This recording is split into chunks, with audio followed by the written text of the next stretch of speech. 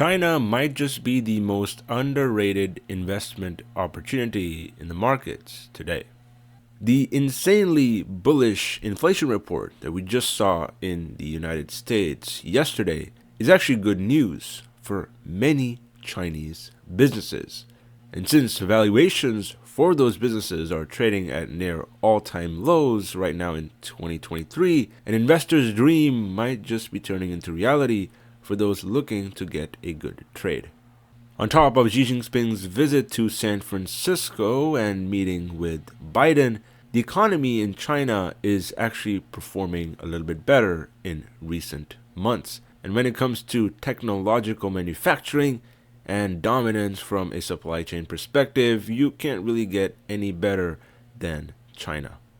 In this video, I'm going to address exactly why that is the case by looking at some important metrics around the Hang Seng markets, as well as valuations compared to US stocks and the Nasdaq and the S&P 500.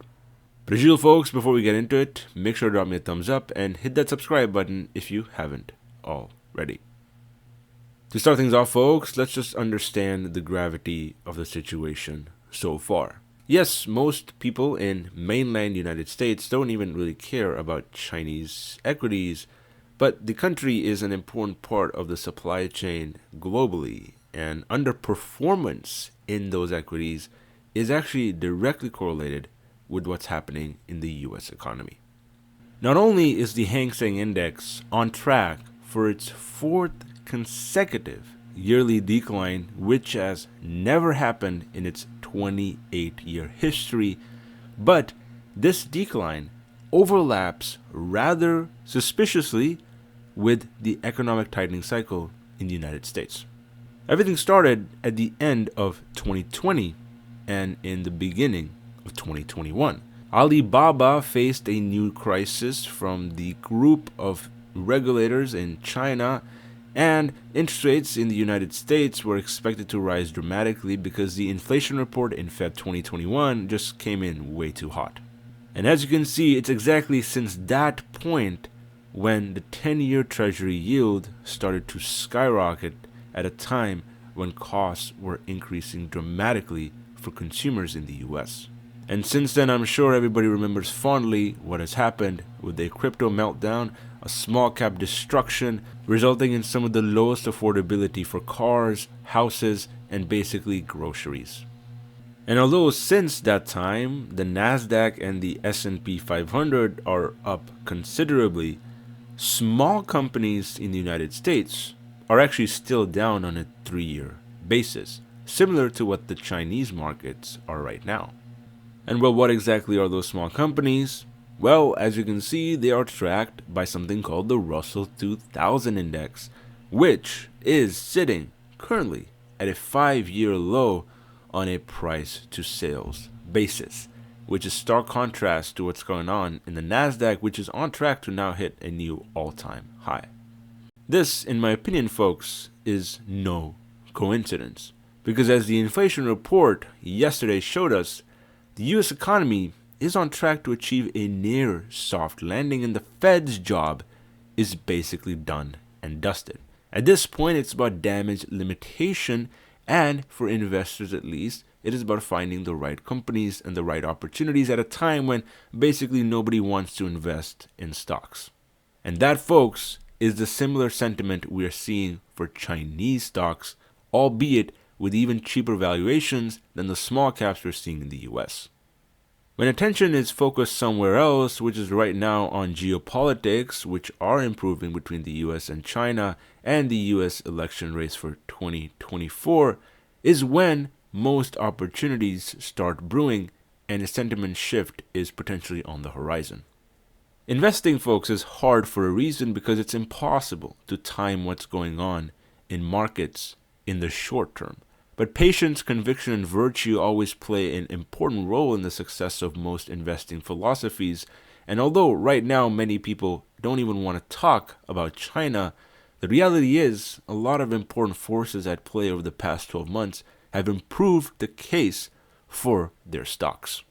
It's been an egregiously long time since a US president has welcomed a Chinese official of high ranking on US soil. And Xi Jinping, after landing in San Francisco, has made a massive impact on the image that most US people and investors have around the relation between the two countries. And don't forget, folks, that Hong Kong's interest rates are actually pegged to the US benchmark Fed funds rate, which means if rates do come down over 2024, which they're expected to, then economic loosening for Chinese businesses is well on the horizon. The likes of JD.com, Alibaba, and even EV companies in China like Xpeng, Neo, or Li Auto are going to start performing a lot better and have an easier way to access capital. Not to mention the fact that on Wednesday, China reported better than expected retail sales and industrial data for October, even though the real estate market drag is still worsening on a year-over-year basis. In a period of high inflation like we're experiencing right now, investors really need to see growth on top of anything else. And in the sectors that matter, which are retail sales, sports, and other leisurely entertainment, sales surged by more than 25% in the latest Chinese economic data.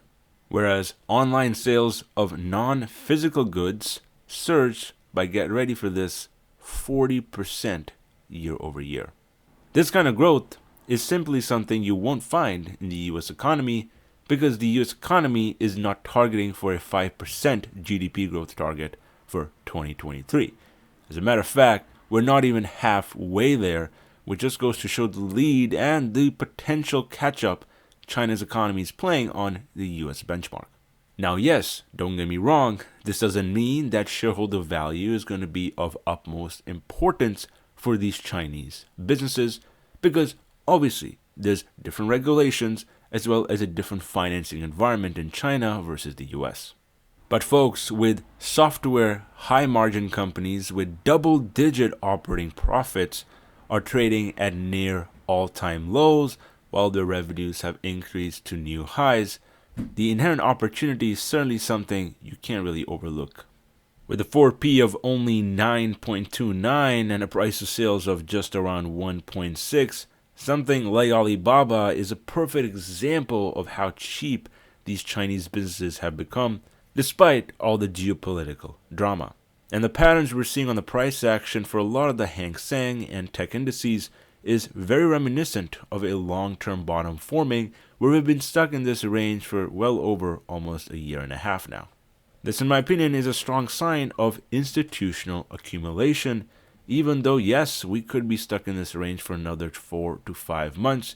But as you all know, as an investor, the long-term time frame is really what matters. But as usual, folks, that is just my controversial take on the situation. Let me know your thoughts down in the comment section below, and I'll catch you guys in the next one. Take care.